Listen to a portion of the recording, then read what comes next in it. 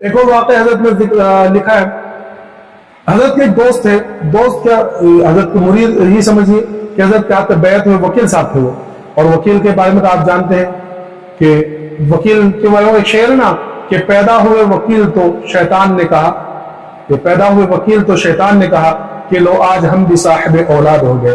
तो ये वकील भी थे, जमींदार भी थे, और किसी सियासी पार्टी के जो है उसके रुकन भी थे। तो ये कहते हैं कि फारसी में कहावत है, यक न शुद्ध दो शुद्ध, कि भाई जमींदार भी हैं, फिर ऊपर से पार्टी के रुकन भी है, ये सारी चीजें झूठ बोलने की शामिल है, वकील भी है। तो जब हजरत की खिदमत में आए तो हजरत ने इनको बतलाया और समझाया, तो इन्होंने कहा कि भाई आज से मैं झूठ नहीं बोलूंगा। अच्छा, ये उस जमाने के अंदर, जिस जमाने के अंदर इंजीनियरों की तनख्वाह सैलरी जो 2-3 हजार हुआ करती थी, उस जमाने में अपनी वकालत से 50,000 रुपए कमाया करते थे। तो अब इन्होंने ये इरादा किया कि भाई अब मुझे जो है झूठ नहीं बोलना है, मैं तो सच ही बोलूंगा। घर में आकर अपनी बीवी से जिक्र किया।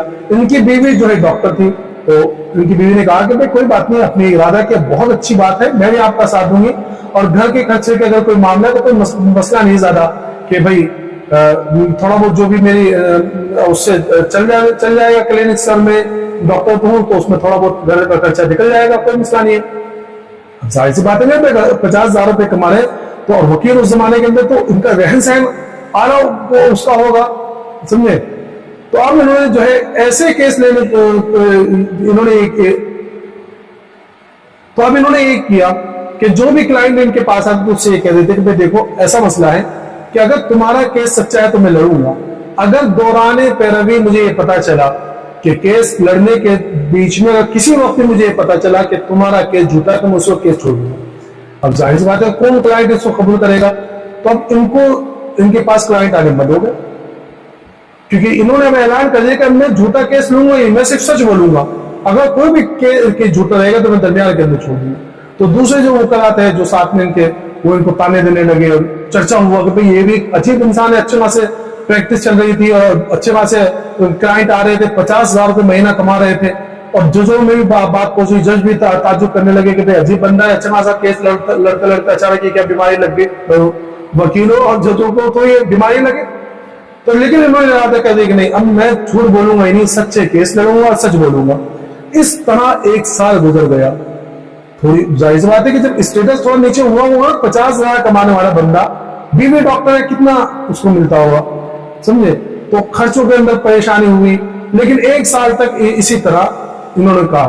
अब जब ये आजमाइश का 1 साल गुजरा, तो भाई दुनिया के अंदर तो हर तरह के लोग हैं, तो कुछ झूठे हैं तो कुछ सच्चे भी लोग हैं।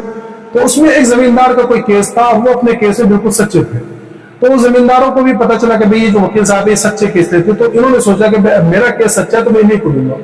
अब वो जमींदार जो है इनके पास आया, उनसे कहा कि भाई ये केस है और आप जो मेरा केस लड़िए। इन्होंने अपनी शर्त बता दी कि अगर मुझे दौराने केस पता चला कि भाई आप झूठे हैं तो मैं केस छोड़ दूंगा। तो उन जमींदार ने कहा कि भाई मैं अपने केस से बिल्कुल सच्चा हूं। इन्होंने जब केस लड़ने के लिए भी अदालत में पहुंचे, अब जज साहब ने देखा कि भाई 1 साल के बाद बंदा आया, तो उनकी जहन में ये बात थी ना कि अगर ये बंदा आया तो केस सच्चा होगा। तो 1-2 पैरवी के बाद इनके हक में फैसला हो गया, क्योंकि जज को मालूम था कि भाई ये सच्चे केस है, इसमें ज्यादा तहकीक करने की जरूरत नहीं है। अब इस तरह आहिस्ता आहिस्ता केस आने शुरू हुए। जज साहिबान भी इनको देखते तो उनको समझ में आ जाता कि भाई झूठा केस नहीं है।